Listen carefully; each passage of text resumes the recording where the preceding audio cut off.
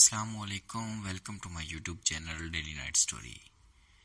کیسے ہیں دوستو؟ امید کرتے ہیں آپ سب لوگ خیریت سے ہوں گے۔ اللہ پاک آپ سب لوگوں کو اپنے حفظ و امان میں رکھے۔ دوستو، آج کہانی کی لاسٹ ایپیسوڈ ہے۔ امید کرتے ہیں کہ آپ کو یہ کہانی بہت پسند آئی ہوگی۔ آپ سے ریکویسٹ ہے کہ ہماری اس کہانی کو اپنے دوستوں کے ساتھ ضرور شیئر کریں اور کمنٹ کر کے ہمیں اس کا فیڈ بیک ضرور دیا کریں، کیونکہ آپ کی رائے کا اظہار ہمارے لیے بہت ہی ضروری اور اہم ہوتا ہے۔ اور ایک ریکویسٹ آپ سے اور ہے کہ جو بھی نیو ویئرز ہماری سٹوریز کو سنتے ہیں وہ ہمارے چینل کو ضرور سبسکرائب کر دیا کریں، کیونکہ یہی آپ کی سپورٹ ہوتی ہے ہمارے لیے، اور یہ ہمارے لیے بہت اہم ہوتی ہے۔ آپ کے تعاون کا بہت بہت شکریہ۔ تو چلیے کہانی کے سیکنڈ ایپیسوڈ کی طرف چلتے ہیں اور سنتے ہیں کہ شہروز خان نے نوشین کے ساتھ نیکسٹ کیا۔ شہروز خان اس وقت گہری نیند سو رہا تھا جب اچانک اس کی آنکھ کھل گئی تو اس نے ایک نہایت ہی عجیب و غریب اور ناقابل یقین منظر دیکھا۔ کمرے کے کونے میں رکھا بت یوں ہل رہا تھا جیسے شدید زلزلہ آ گیا ہو۔ شہروز خان حیرت سے یہ منظر دیکھ رہا تھا۔ وہ جلدی سے اپنی جگہ سے اٹھا اور بت کو گرنے سے بچانے کے لیے اس کی طرف بڑھا۔ ابھی اس نے 2-4 قدم ہی اٹھائے ہوں گے کہ کسی نے اس پر تھپڑوں کی بارش کر دی۔ وہ درد سے کلبلا اٹھا اور فرش پر جا گرا۔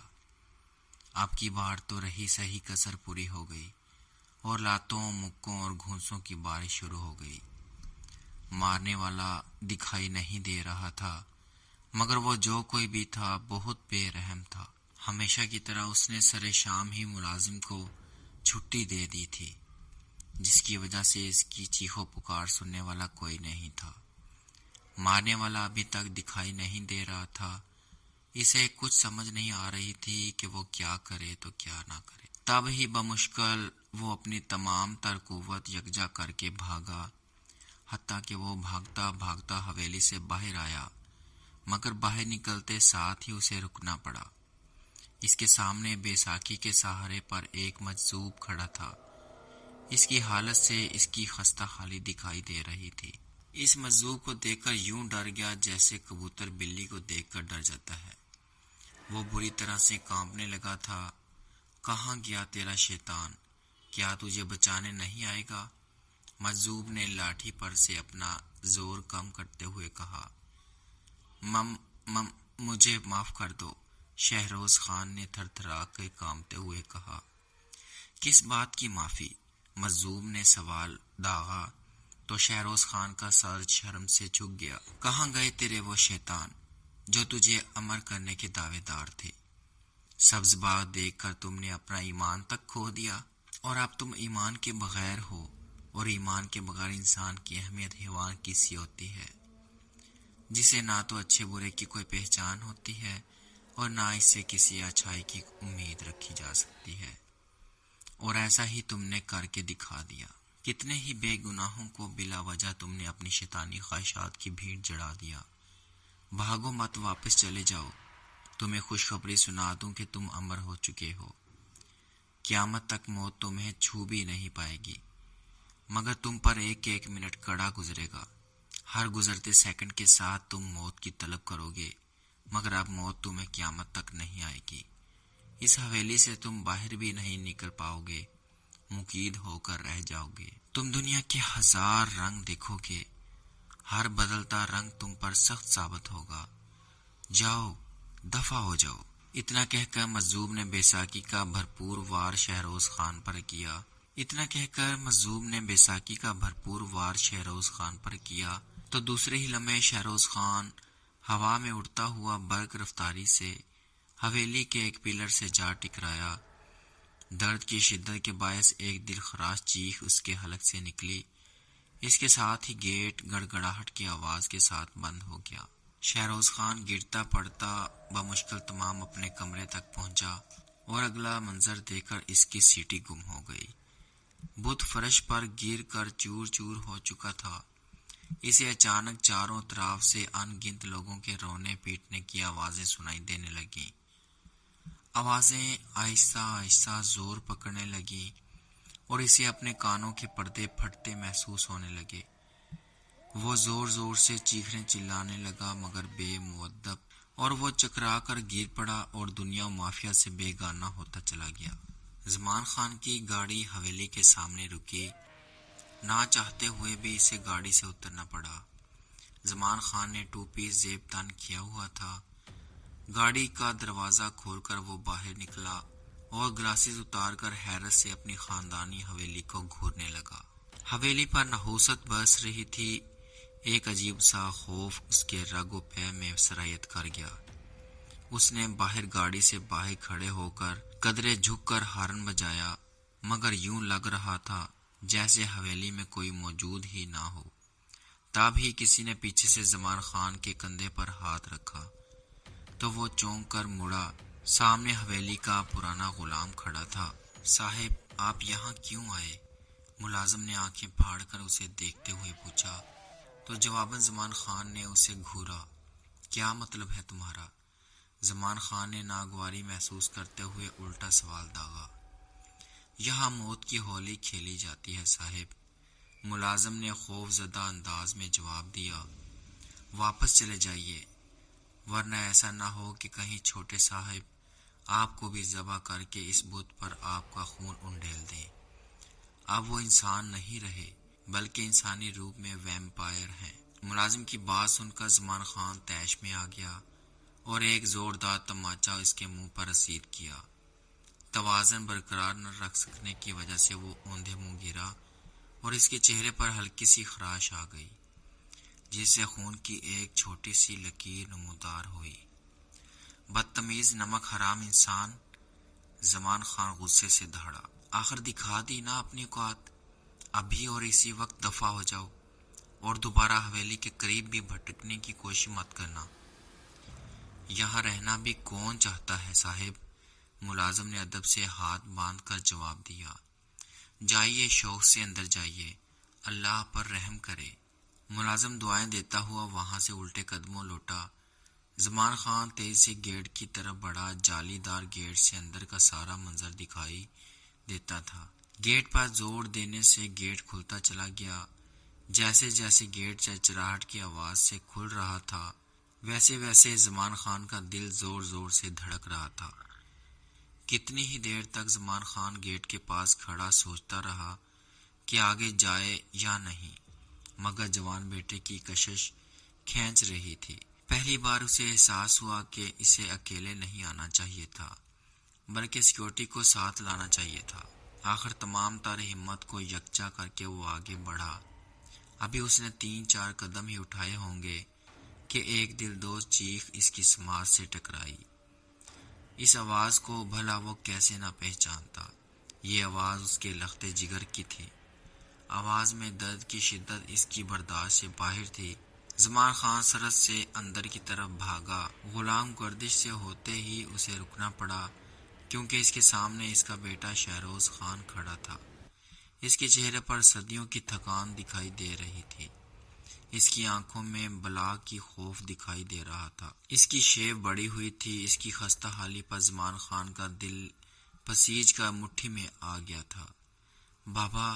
شہروز خان باپ کو دیکھ کر اس کی طرف لپکا اور آ کر باپ کے سینے سے لگ کر دھواں دار رونے لگا۔ مجھے یہاں سے لے چلو بابا، تنہائی کاٹ کھانے کو دوڑتی ہے، وہ مجھے مار ڈالے گا، اس نے مجھے یہاں قید کر کے رکھا ہوا ہے۔ بیٹے کی بات سن کر زمان خان غصے سے لال پیلا ہو گیا۔ کس کی اتنی جرأت ہے جو میرے لخت جگر کو اس نے یہاں قید کر کے رکھا ہے؟ زمان خان نے پوچھا۔ وہ بہت ظالم ہے پاپا، شہروز خان نے باپ کے سینے سے الگ ہو کر کہا۔ وہ مجھے بہت اذیتیں دیتا ہے، میں کئی دنوں سے یہاں بھوکا پیاسا ہوں۔ ملازم کو بھی اس نے بھگا دیا ہے۔ چلو میرے ساتھ، میں بھی تو دیکھوں کہ وہ کون ہے، زمان خان نے کہا۔ شہروز خان باپ کے ساتھ چپک کر باہر کی طرف آنے لگا۔ گراہ سے گزر کر جیسے ہی وہ گیٹ کی طرف بڑھے، اگلا منظر دیکھ کر زمان خان کے رونگٹے کھڑے ہو گئے۔ اس کی آنکھوں کے سامنے گیٹ کے دونوں پٹ خود بخود آپس میں بغل گیر ہو گئے۔ شہروز خان باپ سے چپک گیا۔ وہ آ گیا ہے پاپا، پلیز مجھے چھوڑ کر مت جانا۔ شہروز خان نے باپ کے بازو کو مضبوطی سے تھامتے ہوئے کہا، ہمت کرو میرے بیٹے، میں ہوں نا تمہارے ساتھ۔ زمان خان نے اسے تسلی دیتے ہوئے کہا۔ دونوں گیٹ کے پاس پہنچ گئے۔ زمان خان نے گیٹ کو تھوڑا سا زور لگایا تو وہ کھل گیا۔ زمان خان گیٹ سے باہر نکل گیا اور دوسری طرف کھڑے ہو کر بیٹے کو پکارا، آؤ بیٹا، فکر مت کرو میرے بچے، میں ہوں تمہارے ساتھ۔ زمان خان نے اسے تسلی دینے لگا تو شہروز خان اس کی طرف بڑھا۔ جیسے ہی شہروز خان نے گیٹ سے دایاں پاؤں باہر نکالنا چاہا، کسی نے اسے اٹھا کر اتنی زور سے زمین پر پٹخا کہ اس کی سماعت شکن چیخ نے زمان خان کو دہلا کر رکھ دیا۔ تب ہی زمان خان نے ایک نہایت ہی بھیانک منظر دیکھا۔ شہروز خان کو کوئی دونوں بازوؤں سے پکڑ کر گھسیٹ کر اندر لیے جا رہا تھا۔ وہ مسلسل مدد کے لیے چیخو پکار کر رہا تھا۔ اسے گھسیٹنے والا زمان خان نے سرحد سے آگے بڑھا ہی تھا۔ وہ مسلسل مدد کے لیے چیخو پکار کر رہا تھا۔ اسے گھسیٹنے والا دکھائی نہیں دے رہا تھا۔ اللہ کے لیے میرے بیٹے کو چھوڑ دو۔ زمان خان بے بسی و بے چارگی کے عالم میں گھٹنوں کے بل بیٹھے ہوئے گلا پھاڑ کر چلایا۔ اس کے سامنے اس کے بیٹے کو اندر لے جایا گیا اور اس کے بعد حویلی شہروز خان کی سماعت شکن چیخوں سے گونج اٹھی، گویا اسے زد و کوب کیا جا رہا تھا۔ زمان خان اپنے بے بسی و بے چارگی پر دھواں دار رو رہا تھا۔ تب ہی نہ جانے اس کے دماغ پر کیا آیا کہ وہ فوراً گاڑی کی طرف بڑھا اور گاڑی سٹارٹ کر کے اسے گیئر میں ڈالا۔ یہ کیا کہہ رہے ہو تم؟ زمان خان کا باپ سرمد خان حیرت سے بولا، جبکہ باقی اہل خانہ نے بھی اسے حیرت سے گھورا۔ آج کے ترقی یافتہ سائنسی دور میں کیا ایسی فرسودہ باتیں کر کے تم ہماری برسوں کی محنت پر پانی پھیرنے پر تلے ہوئے ہو؟ مخالفین تمہیں پاگل ثابت کر کے تمہیں اور ہم سب کو کنگال کرنے میں کامیاب ہو جائیں گے۔ بھاڑ میں جائیے، یہ سب مجھے اپنے بیٹے کی سلامتی عزیز ہے۔ زمان خان نے بے چارگی سے بھیجتے ہوئے کہا، لیکن بابا یہ ممکن ہے، یہ سب حقیقت ہے، بھلا انہیں ایسا بے ہودہ مذاق کرنے کی کیا ضرورت ہے؟ زمان خان کی اہلیہ نے خاوند کی بے بسی پر تڑپ کر کہا۔ اسے اپنے بیٹے کی یاس آنے لگی۔ نہ جانے میرا لال کن مصائب سے دو چار ہے، خدا را سر نوٹس لے کر تحقیقات کروائیے۔ بہو کی بات سن کر سرمد خان کسی گہری سوچ میں مبتلا ہو گیا۔ زمان خان نے اپنے باپ کے ہاتھ پر ہاتھ رکھ کر دبایا۔ ہماری مدد کیجیے بابا، شہروز خان ہمارا اکلوتا وارث ہے۔ زمان خان نے منت کرتے ہوئے کہا، تیاری کرو، ہم فوراً وہاں جا کر جائے وقوع کا جائزہ لیں گے۔ سرمد خان نے فیصلہ کن انداز میں کہا، ہم اپنے ساتھ پولیس کی بھاری نفری لے کر جائیں گے۔ میں رابطہ کر لیتا ہوں، دشمن کو اس کی منطق کے انجام تک پہنچا کر ہی دم لیں گے۔ تم لوگ تیاری کرو، ہمیں فوراً نکلنا ہے۔ سرمد خان بات مکمل کر کے ٹیلی فون کے پاس جا بیٹھا۔ کریڈل کان سے لگا کر وہ نمبر ڈائل کرنے لگا۔ درجنوں پولیس اہلکار پوزیشن سنبھالے حکم کے منتظر تھے۔ زلیخا نے میڈیا کو بلا لیا تھا، جو کہ کوریج کے لیے تیار تھے۔ پوری قوم اور دوسرے ممالک والے بھی میڈیا کوریج کے ذریعے سب کچھ دیکھ رہے تھے۔ زمان خان اور اس کی فیملی کو ایک طرف سخت سیکورٹی میں انتظار کرنے کا کہا گیا۔ اعلیٰ پولیس افسران بھی موقع پر موجود تھے۔ یہی آس پاس کے علاقوں سے سینکڑوں لوگ جمع ہو آئے تھے، جنہیں پیچھے ہی پولیس اہلکار روک کے کھڑے تھے۔ اعلیٰ پولیس افسران پولیس اہلکاروں کو سمجھانے میں لگے ہوئے تھے کہ تب ہی سب نے ایک عجیب و غریب منظر دیکھا۔ اچانک اندر سے شہروز خان چیختا چلاتا ہوا ان کے سامنے باہر آیا اور لوگوں کے مجمع کو دیکھ کر ان کی طرف لپکا، جبکہ اس کی فیملی نے، خاص کر اس کی ماں، اہلیہ اور بچے تڑپ کر رہ گئے۔ مجھے بچا لو پلیز، شہروز خان چلایا، میں اس تکلیف دہ زندگی سے نجات حاصل کرنا چاہتا ہوں، مجھے مار ڈالو، خدا کے لیے مجھے گولی مار دو۔ شہروز خان مدد کے لیے سب کو پکار رہا تھا۔ شاید وہ کافی سہما ہوا تھا، تب ہی بہکی بہکی باتیں کر رہا تھا۔ قبل اس کے کہ کوئی ایکشن لیا جاتا، سب نے ایک بار پھر نیا منظر دیکھا۔ ایک مجذوب بیساکھی کے سہارے چلتا ہوا باہر آیا۔ اس کی حالت بے شک قابل رحم تھی، مگر اس کا چہرہ چاند کی چودھویں کی طرح چمک رہا تھا۔ اس کی آنکھوں میں شہروز خان کے لیے بلاگ کی نفرت تھی۔ اس نے آنے کے ساتھ ہی شہروز خان کو بالوں سے پکڑ کر جھنجھوڑا۔ شہروز خان نے اس کے ہاتھوں میں ماہی بے آب کی طرح تڑپنے اور چلانے لگا۔ سب حیرت کے سمندر میں غوطہ زن تھے کہ شہروز خان اچھی خاصی صحت کا مالک جوان مرد تھا، جبکہ اس کا مد مقابل ایک بوڑھا شخص جو معمولی دھکے سے گر کر مر جائے گا، مگر شہروز خان اسے دیکھ کر خوف سے چیخ چلا رہا تھا۔ میڈیا اپنے کام کو مکمل ایمانداری سے سر انجام دے رہی تھی۔ پولیس کمشنر نے پولیس اہلکاروں کو حکم دیا کہ اس بوڑھے کا نشانہ لے کر اسے شوٹ کر دیں۔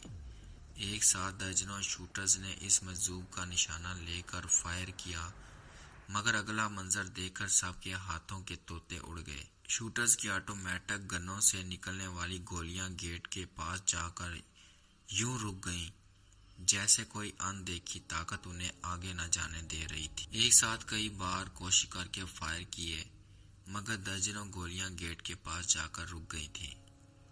کسی کو بھی اس ناقابل فراموش منظر پر یقین نہیں آ رہا تھا۔ دوسری طرف اس مجذوب نے شہروز خان کو بالوں سے پکڑا اور کھینچتا ہوا گیٹ کے پاس لے آیا اور اسے مخاطب کیا، بتا ان سب کو کہ تو کس گناہ کی وجہ سے سر کاٹ رہا ہے۔ اس کے بعد شہروز خان نے جو حقیقت بیان کی، اسے سن کر سب کی حیرت حویدار رہ گئی، خاص کر اس کی فیملی کا سر شرم سے جھک گیا۔ کیا یہی تمہاری پرورش ہے؟ شہروز خان کی بات مکمل ہونے کے بعد مجذوب نے غضبناک انداز میں وہاں موجود ہر کس و ناکس کو پکارا۔ کبھی کبھی ہم لوگ زندگی میں اتنے مگن ہو جاتے ہیں کہ دوسروں کا ہوش بھی نہیں رہتا۔ اسے امر ہونے کی چاہ چڑھی ہوئی تھی، یہ امر ہو گیا اور قیامت تک اس حویلی میں اپنے کیے کا انجام بھگتے گا۔ اپنی شیطانی خواہشات کا آغاز اس نے اس حویلی سے ہی کیا تھا اور انجام بھی اسی حویلی میں ہوگا۔ یہ روز مرے گا، روز جیے گا، مگر تم میں سے کوئی اس کی مدد نہیں کر پائے گا، کیونکہ یہ قہر خداوند تعالیٰ کا شکار ہوا ہے۔ جاؤ، چلے جاؤ اور دوبارہ یہاں آنے کی غلطی مت کرنا، کیونکہ تم میں سے کوئی بھی حویلی میں داخل نہیں ہو پائے گا۔ دنیا میں بھی عذاب بھگتے گا اور آخرت میں بھی۔ اتنا کہہ کر مجذوب نے شہروز خان کو بالوں سے پکڑ کر نیچے گرایا اور گھسیٹتا ہوا اندر لے جانے لگا۔ اس کی فیملی تڑپ کر رہ گئی۔ فائر! پولیس کمشنر نے حکم دیا۔ ایک ساتھ سینکڑوں فائر ہوئے، مگر گولیاں حویلی کے گیٹ کے پاس پہلی والی گولیوں کے پاس جا کر رک گئیں۔ اندر کودو! ایک بار پھر حکم ہوا۔ درجنوں پولیس اہلکار گیٹ اور چار دیواری کی طرف بڑھے، مگر ایک بار پھر آگ کے گولے نے سب کا راستہ روک لیا۔ مجذوب ان سب باتوں سے بے نیاز شہروز خان کو گھسیٹے لیے جا رہا تھا۔ خدا کے لیے میرے بیٹے کو چھوڑ دو۔ شہروز خان کی ماں بے بسی کے عالم میں روتے ہوئے بولی، وقت کتنی تیزی سے گزرتا ہے، ہمیں پتہ بھی نہیں لگتا۔ ہم کہتے ہیں کہ پڑھ لکھ کر سیٹ ہو جائیں، پھر جاب لگتی ہے تو کہتے ہیں گھر بنا کر شادی کر کے سیٹ ہو جائیں، بچے ہو جائیں تو ان کی تعلیم اور ان کی شادیوں کے بعد سوچتے ہیں سیٹ ہو جائیں، مگر پھر پوتے پوتیوں کی فکر لاحق ہو جاتی ہے۔ در حقیقت ہم لیٹ کب ہوتے ہیں؟ جب مر کر قبر میں جاتے ہیں اور ہمیں قبر میں لٹایا جاتا ہے تو اوپر کھڑا آدمی کہہ رہا ہوتا ہے، اس کا سر دائیں طرف سیٹ کرو۔ ہاں، اب یہ سیٹ ہے۔ پھر خواہشات کہاں گئیں؟ تن سنوارنے کے لیے ہم ہر حد کو پار کر جاتے ہیں، وہ مٹی میں مل جاتا ہے۔ بچ کیا جاتا ہے؟ صرف ہماری روح، ہمارا ضمیر، جسے سنوارنے کی ہم نے کبھی کوشش ہی نہیں کی۔ وقت کے جھروکوں نے کتنے رنگ و روپ بدلے، کتنے چہرے آئے، کتنے گئے۔ दिन महीनों का रूप धारते धारते सालों में बदल गए और साल सदियों में जम हो गए। न जाने कितनी सदियां बीत चुकी हैं, कितने चेहरे बदल चुके हैं। आज भी शहरोज खान अपनी हवेली में सजा भुगत रहा है।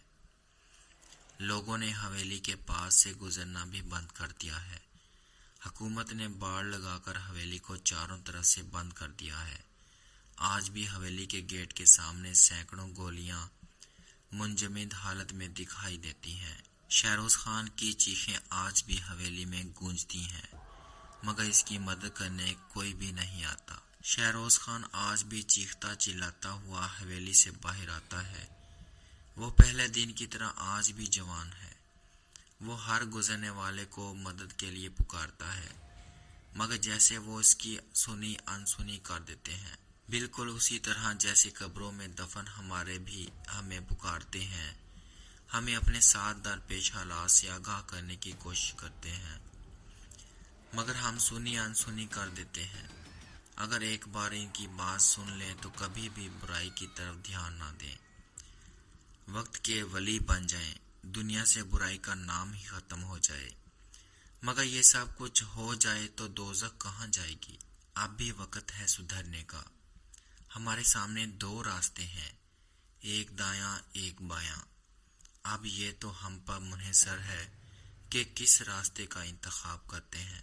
ये थी आज की लास्ट एपिसोड। उम्मीद करते हैं कि आप सब दोस्तों को बहुत पसंद आई होगी, और कोशिश करें दोस्तों कि जिंदगी में कुछ ऐसा काम कर जाएं जिसको दुनिया हमेशा याद रखे, जिसको दुनिया हमारे मरने के बाद भी अच्छे अल्फाज से याद रखे। दोस्तों, नेकी कभी रायगा नहीं जाती, इसलिए कोशिश करें कि दूसरों के साथ कुछ अच्छा कर जाएं। किसी मजबूर की हेल्प कर दें, किसी मजबूर को खाना खिला दें, किसी लावारस पर अपना दस्ते शफकत रख दें। अपनी दुआओं में हमें याद रखिएगा। अपना बहुत ख्याल रखें, अपने प्यारों का ख्याल रखें, और अगर हो सके तो इस कहानी को दूसरों तक ज़रूर शेयर करें और अपना कीमती फीडबैक ज़रूर दें। बहुत शुक्रिया। अस्सलाम वालेकुम।